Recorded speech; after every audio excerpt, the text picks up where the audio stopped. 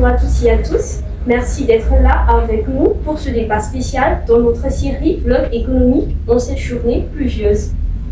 Pour nous mettre en perspective, imaginons un instant une île mystérieuse où un coffre rempli d'or et de cuivre vient d'être découvert.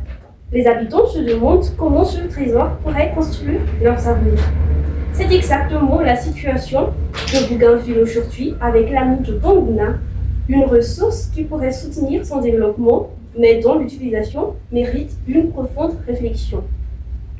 Bougainville est une île de Papouasie, Nouvelle-Guinée, riche en ressources naturelles, notamment grâce à cette mine. Ce territoire a connu dans le passé des conflits graves liés à son exploitation et envisage aujourd'hui son avenir économique dans le cadre d'une possible indépendance. C'est dans ce contexte que nous nous posons la question suivante. La mine d'or et de cuivre de Panguna peut-elle garantir un développement durable pour Bougainville en cas de séparation avec l'État papouasien? Pour en débattre, j'ai le plaisir d'accueillir 4 intervenantes. Du côté pour, on a Mademoiselle Rangiamiaza Ursula et Mademoiselle Rangiamiaza Sou Fanatina. Du côté contre, on a Mademoiselle Raharou Tiab et Mademoiselle Raharou Menchkinenauti. Je vous remercie chaleureusement d'être ici. Sans plus tarder, entrons dans le vif du sujet. Mademoiselle Rangiamiaza, vous avez la première parole. Bonjour à tous, merci de m'avoir donné la parole.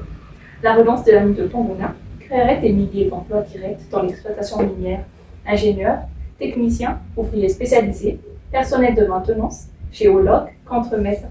On parle d'au moins 3 000 à 5 000 emplois directs selon les estimations. Pour un futur pays avec une population limitée et un taux de chômage élevé, ce serait absolument énorme. Mais l'impact ne s'arrêterait absolument pas là, et c'est là que ça devient intéressant. Ces emplois directs entraîneraient la création d'emplois indirects dans plusieurs secteurs. Transport avec chauffeurs, mécaniciens, véhicules, entreprises de logistique, commerce avec les travailleurs qui auraient besoin de magasins, de supermarchés, de vendeurs, ou bien avec la restauration et l'hébergement, avec les restaurants, les cantines, les hôtels et les logements pour les travailleurs, mais aussi bien les services avec les banques, les salons de coiffure, les centres médicaux, les écoles pour les enfants des travailleurs, des lieux de loisirs. Toute une économie locale se développerait naturellement autour de l'activité minière. Et ce n'est pas tout. Une création d'emplois augmenterait massivement les revenus des ménages locaux. Des milliers de familles qui aujourd'hui vivent dans la précarité auraient soudain un salaire stable et décent, avec plus d'argent dans leur poche. Ces familles consommeraient plus. Cette hausse de la consommation stimulerait l'activité économique sur l'ensemble du territoire. Les commerçants locaux verraient leur chiffre d'affaires augmenter. Ils embaucheraient à leur tour de nouveaux employés. Les agriculteurs auraient un marché local plus important pour vendre leurs produits. Les artisans trouveraient des nouveaux clients. Les petites entreprises prospéreraient. Et tous ces nouveaux emplois créés généreraient à leur tour de nouvelles dépenses, de nouveaux revenus, de nouvelles opportunités. C'est une spirale positive qui s'auto-entretiendrait. C'est précisément ce que l'on appelle l'effet multiplicateur. Chaque dollar investi dans la mine génère plusieurs dollars d'activité économique dans l'ensemble de l'économie. Les études montrent que dans le secteur minier, ce multiplicateur est de 2 ou 3, ce qui est énorme. Une activité productive majeure comme celle-ci créerait des retombées économiques bien au-delà du secteur minier lui-même. Chaque emploi créé dans la mine en créerait en moyenne 2 ou 3 dans l'économie, dans une dynamique vertueuse qui contribuerait à la croissance économique et améliorerait le niveau de vie de la population. L'argent circulerait, des opportunités se multiplieraient, les entreprises locales se développeraient et c'est toute la société qui en profiterait. Mais il y a aussi les impacts sur les finances publiques locales. Et si ça serait crucial pour cette future nation, Bougainville aurait besoin de revenus pour faire fonctionner son État. Les taxes et redevances payées par la mine augmenteraient considérablement les recettes du gouvernement.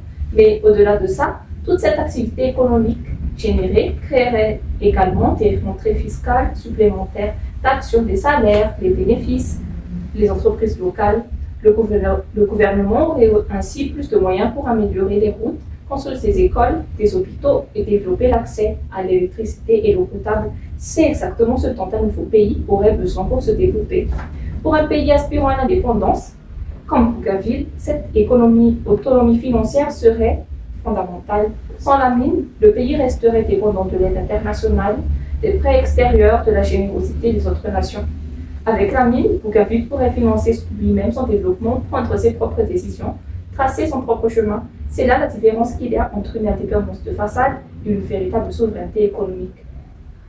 En résumé, la relance de Plombona ne se résumerait pas seulement à creuser un trou dans le sol, ce serait un véritable moteur de développement économique qui, grâce à l'effet multiplicateur, transformerait l'ensemble de l'économie et améliorerait concrètement la vie de dizaines de milliers de personnes à Bougainville. Merci. C'est là que se termine mon argumentation. Merci mademoiselle Rangier-Miaz pour votre intervention. La mine peut donc jouer un rôle de moteur de croissance. Mais la question reste de savoir si cette croissance est durable sur le long terme. Mademoiselle Rangier, quelle est votre position à cela? Merci de m'avoir donné la parole. Bonjour à toutes et à tous. Alors pour ma part, je vais nous mettre dans le cadre du développement durable. Le principal problème est que l'exploitation minière est difficilement compatible avec le concept de développement durable. Premièrement, il y a les impacts environnementaux de ce secteur. L'exploitation minière entraîne la pollution de l'eau, la pollution de l'air et aussi la pollution du sol. Et il y a aussi la pollution du aux déchets causés par l'extraction minière. Bougainville assistait à cette situation à l'époque où la mine était encore en activité, où les déchets miniers ont contaminé les rivières, ce qui a affecté la santé des populations. Deuxièmement, un autre enjeu se pose dans le contexte du lancement de ce mine, car l'or et le cuivre sont des ressources non renouvelables, donc une fois extraites, elles ne peuvent plus se renouveler, ce qui pose un problème pour la génération future.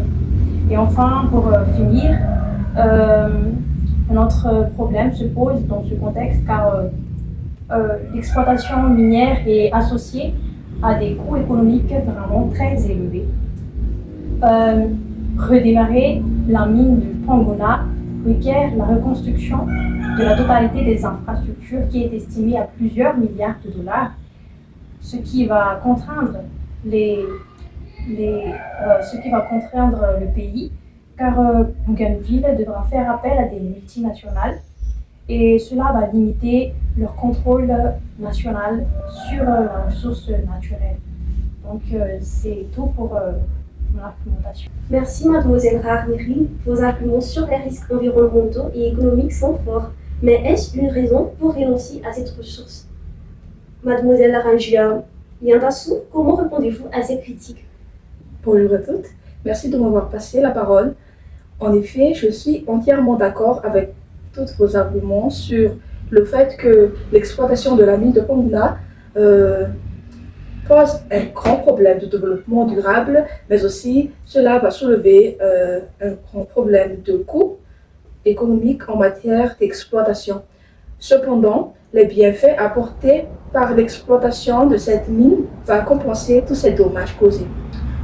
Tout d'abord, la relance de la mine de Pangona permettrait à Bougainville d'avoir une autonomie budgétaire.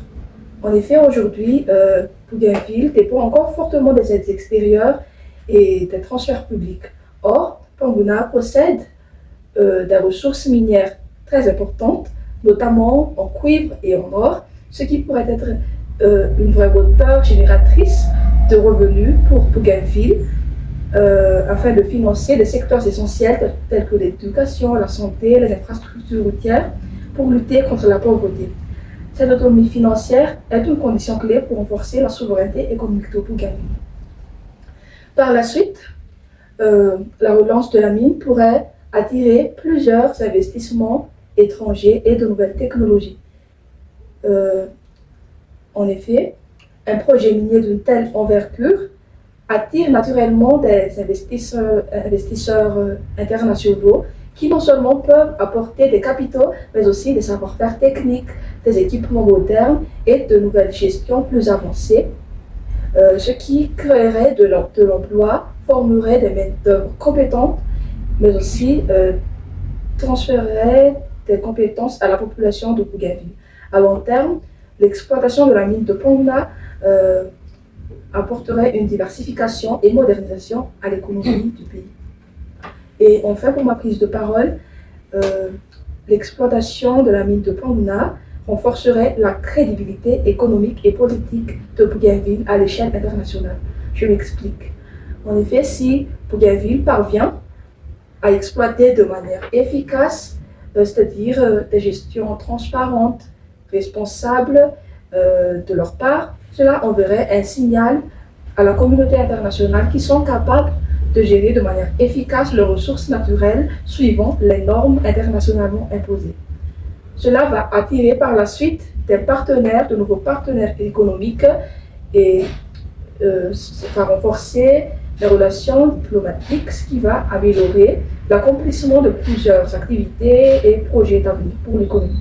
C'est sur ce que je termine ma prise de parole. Merci. Merci mademoiselle Rangier-Bentassou pour votre prise de parole. Vous évoquez la possibilité d'une bonne gestion pour éviter les écueils. Pourtant, certains craignent justement que ces mécanismes de gouvernance ne suffisent pas face aux risques structurels. Mademoiselle Raharni, partagez-vous cette inquiétude? Donc, je vous remercie, mademoiselle, de m'avoir donné la parole. Pour commencer, je suis entièrement d'accord avec vous sur le fait que le gisement de Panguna soit productif, créateur d'emplois et attire les investisseurs étrangers et locaux. Cependant, ici, le sujet, on parle de développement durable de Bougainville, se traduisant par une croissance maintenue sur le long terme.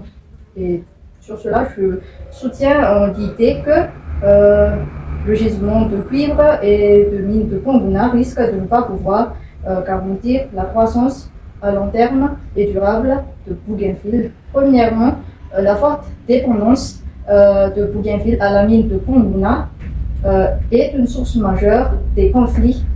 Comme l'on connaît, en 1988, il y avait eu une violence très intense entre la population et le gouvernement de la Papouasie Nouvelle-Guinée. Et cela conduit à la fermeture de la mine de Panguna, bien sûr. Donc, même avec une indépendance, l'État va toujours avoir un comportement de rentier, c'est-à-dire les États futurs, ils vont toujours chercher leurs bénéfices. Et donc, face à cela, les petits exploitants vont être marginalisés. La population participera moins aux finances publiques, donc l'État, lui, devient moins redevable. Et cela affaiblit la transparence, la démocratie et augmente les risques de conflit, des inégalités, et donc empêche par la suite un développement réellement durable. Et deuxièmement, la mine de Panguna attire les capitaux et la main-d'œuvre dans le secteur minier parce qu'elle est plus rentable que les autres secteurs. Et donc, cela va pénaliser les secteurs productifs et exportateurs et provoquant un ralentissement de la croissance et une désindustrialisation. Et c'était le cas en Irlande et on appelle ça le syndrome hollandais. Et enfin, pour terminer ma prise de parole, j'aimerais aussi ajouter que la dépendance aux ressources naturelles elle freine le développement des capitales humains, tout simplement parce que comme la mine, elle fournit aux travailleurs un bon salaire à moindre qualification. Donc, bien évidemment, les jeunes vont investir moins dans l'éducation et puis dans le futur, les ressources vont disparaître, ils vont s'épuiser. Et donc, ces jeunes-là, ces travailleurs-là risquent d'être vulnérables et risquent de ne pas pouvoir trouver d'emploi. Donc, cela va toujours engendrer le sous-développement tout en augmentant le taux de chômage dans le pays de Bougainville. Donc, sur ce, je termine ma prise de parole. Je vous remercie. Merci mademoiselle Raharnour pour votre intervention sur la malédiction des ressources. Ainsi s'achève notre tour d'argument et nous amène à la conclusion de ce débat. Un grand merci à nos 4 intervenantes pour ces échanges aussi riches et nuancés. En résumé, nous pouvons dire que la mine de Ponguna représente à la fois une opportunité économique majeure et un risque important. Elle peut financer le développement à court terme, mais sans bonne gouvernance, elle risque d'aggraver les inégalités, la pollution et la dépendance économique. La vraie question n'est donc pas seulement faut-il exploiter Ponguna, mais plutôt Bougainville dispose-t-il des institutions nécessaires pour transformer cette richesse en développement durable. Merci à vous toutes d'avoir participé et à vous, chers auditeurs, d'avoir suivi ce débat. À très bientôt sur notre prochain vlog économique.